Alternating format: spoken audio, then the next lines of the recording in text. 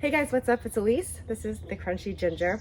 And I thought I would show you this morning how I like to harvest up my arugula and preserve it so I can enjoy that peppery, fresh flavor all year long.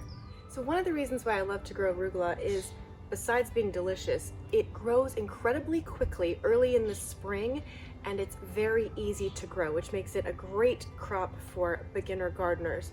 And there's a couple ways we can go about harvesting it. If you see on these plants, they've started to bolt a little bit, which means they've started to put up flowers. So with these, the flavor of your arugula is going to be a little bit more bitter, a little bit stronger.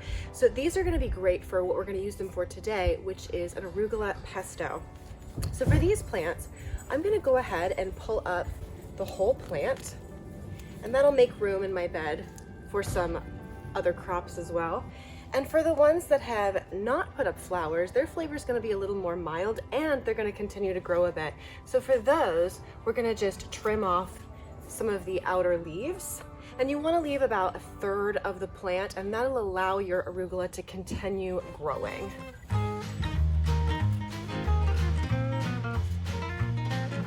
So green straight from your garden, besides being a little bit dirty from the dirt, can also harbor a few little creepy crawly critters, little spiders or caterpillars or slugs. So the best way to wash them off is to fill up your sink or a very, very large bowl, if you don't have a sink that with a stopper, with a bit of warm water.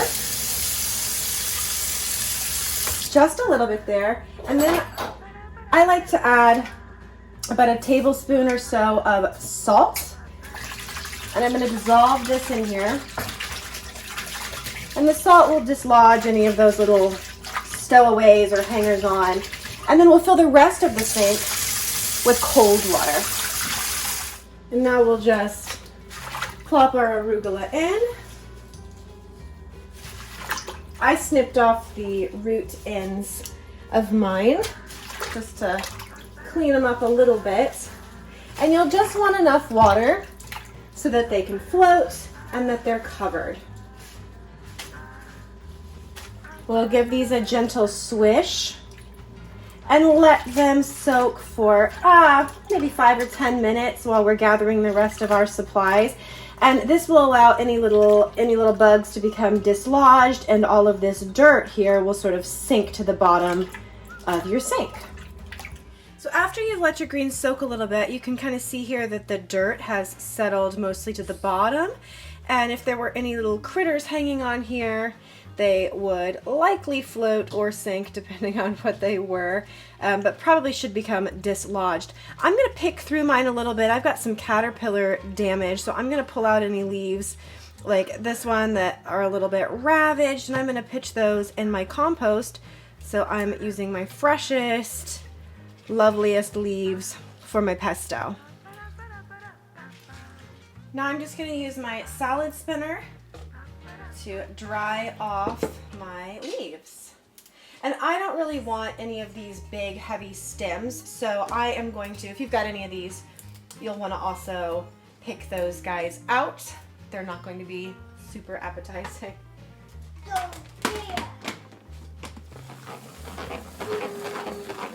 Now let's make our pesto.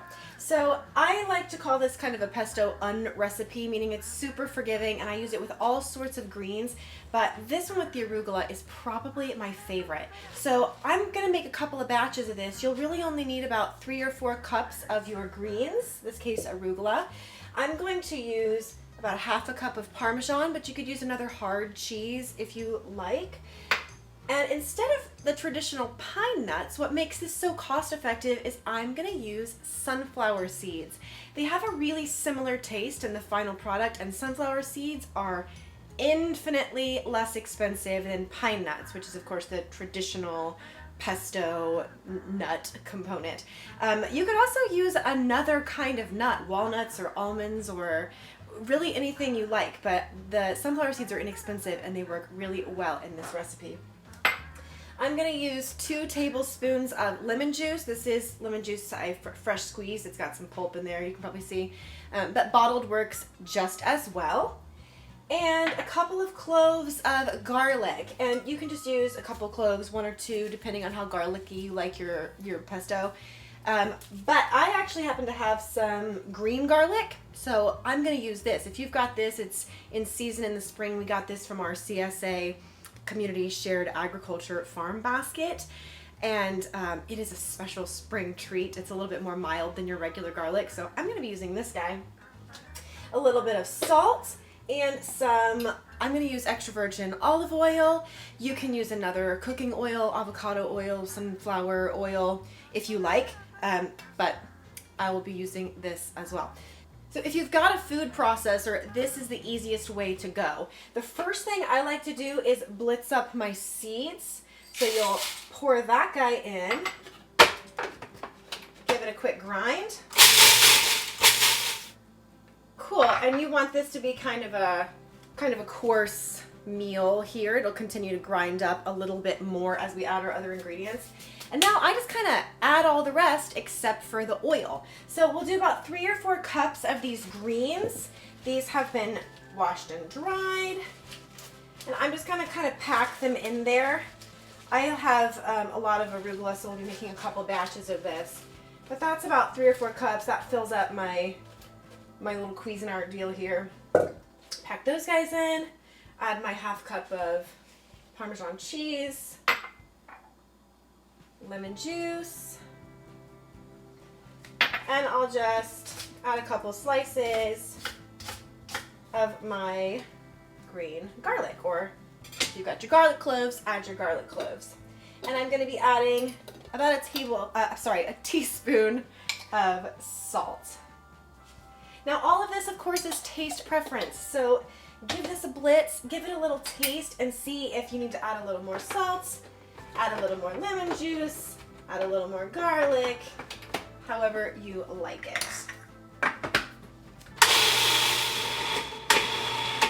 And now once you've got that going a little bit, you'll stream in your oil. So I'm going to be using about 1/4 to 1/2 cup. You'll just want to kind of check your consistency until it looks like a sort of pesto paste.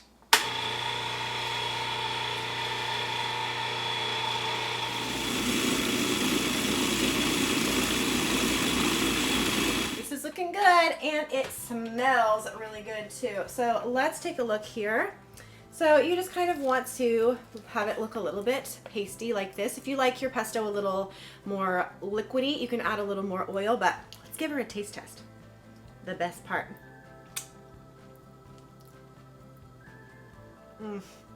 It's so fresh.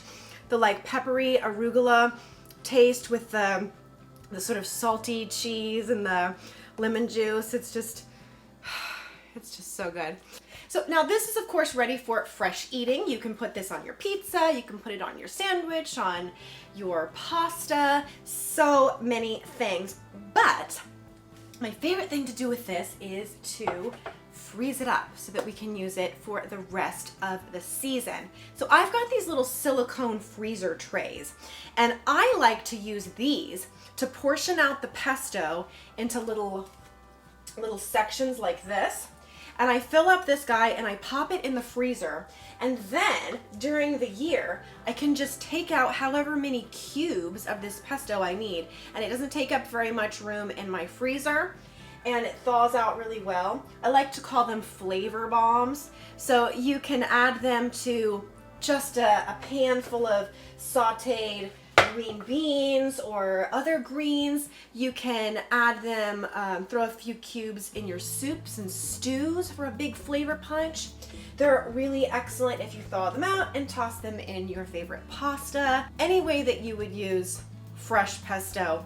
I hope that you love this easy, inexpensive arugula pesto as much as I do, and I hope that it helps you preserve these early spring flavors for the rest of the year. So harvest it up from your garden, grab it from the farmer's market or supermarket while it's fresh this spring. I'm gonna pop this guy in my freezer so that I can use these flavor bombs all year long. And I hope that this helps you live a little greener and save a little money. If you want more tips and tricks and DIYs like this one, please subscribe to this channel I'd love to have you. And leave me a comment below. Let me know what little tweaks and changes you made and how you love to make or use your arugula. Thank you so much for watching, and I'll see you next time.